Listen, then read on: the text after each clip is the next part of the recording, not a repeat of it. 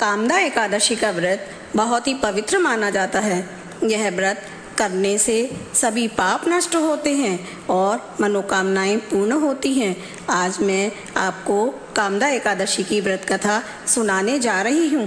ध्यान से सुने। प्राचीन समय में एक सुंदर नगर था जिसका नाम था रतनपुर। वहाँ राजा पुंडरीक राज्य करते थे। उस राज्य में गंधर्व और अप्सराएं भी रहती थीं। एक गंधर्व जिसका नाम ललित था और उसकी पत्नी का नाम ललिता था। दोनों एक दूसरे से बहुत प्रेम करते थे।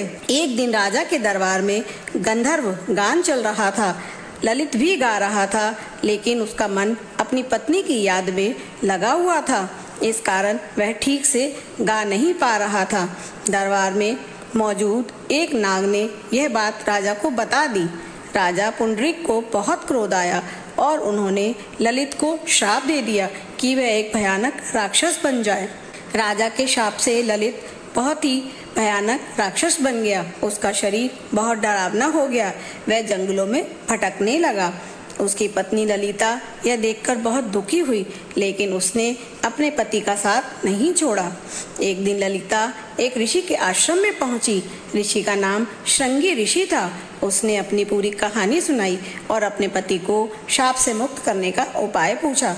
तब ऋषि ने कहा, तुम चैत्र मास की शुक्ल पक्ष की एकादशी का व्रत करो और उसका फल अपने पति को समर्पित कर दो। इससे तुम्हारा पति पुनः जैसा था वैसा ही हो जाएगा।